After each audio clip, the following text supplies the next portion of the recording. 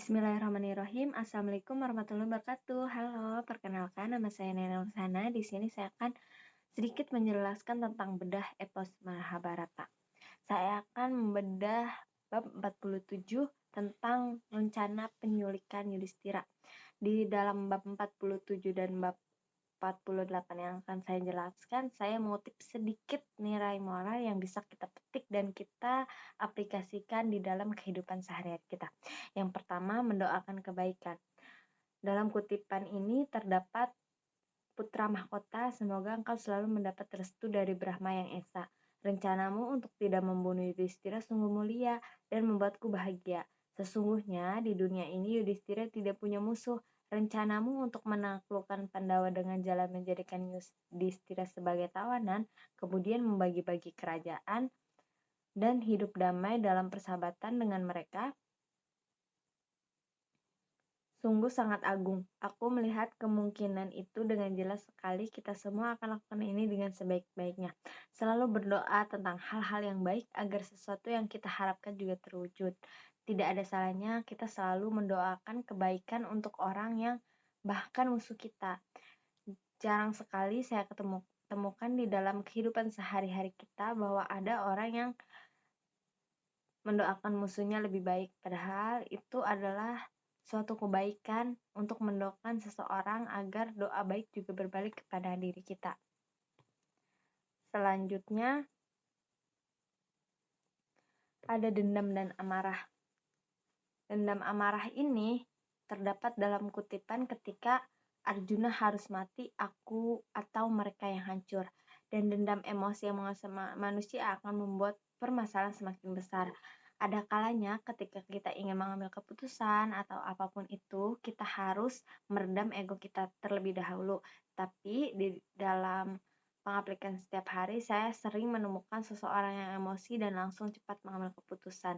Terkadang menjadi seseorang yang lebih bijak, kita harus meredam emosi dulu sebelum kita memutuskan kesepakatan.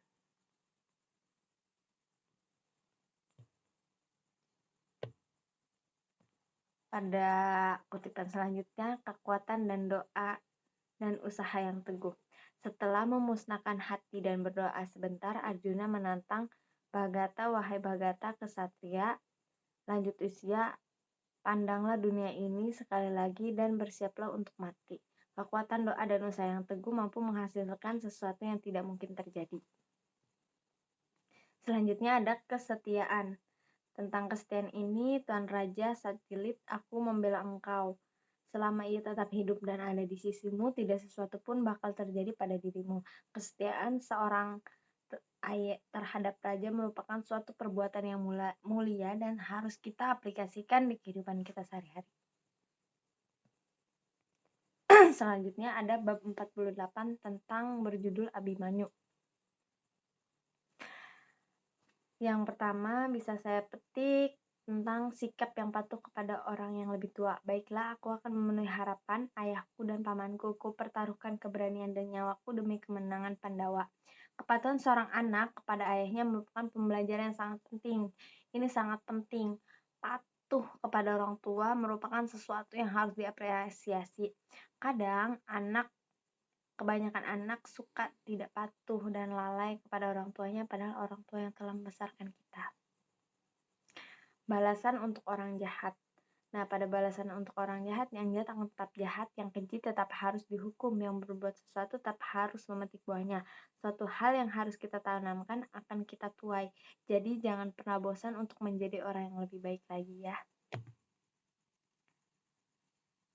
Selanjutnya ada tentang mengajarkan keikhlasan dan semangat juang. Arjuna yang kucinta, kata Krishna dengan penuh iba, jangan biarkan hatimu lama berduka. Terlahir sebagai kesatria, pantaslah kita mati di ujung senjata. Kematian adalah teman bagi kita yang telah bertekad mengangkat senjata dan pergi berperang. Dengan penuh keyakinan, kita tak akan mundur setapak pun. Kesatria sejati harus bersedia mati muda. Bersedih boleh, tapi setelah kesedihan harus ada kebangkitan dan semangat lagi untuk mencapai tujuan yang kita inginkan. Kadang keikhlasan mengikhlaskan seseorang yang telah pergi, itu kita harus mulai belajar ikhlas. Banyak yang saya temukan bahwa setelah orang yang disayang telah pergi, kebanyakan masih yang sempat bersedih dan berlarut-larut. Harusnya kita mulai berlapang dada dan berserah diri kepada Tuhan yang telah mengatur semua alam semesta ini. Selanjutnya, yang terakhir ada kematian yang layak bagi kesatria.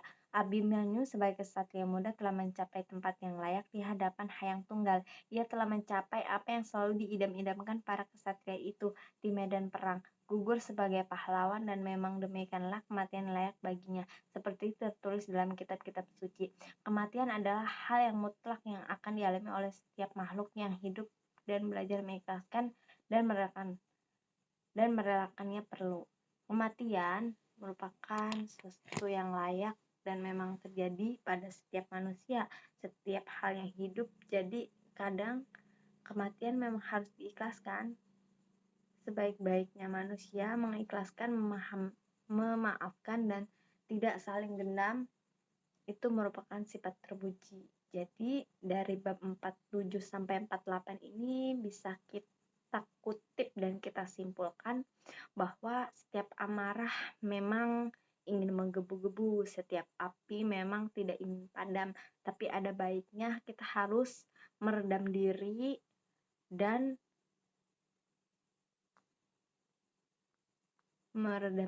agar tidak terlalu membara.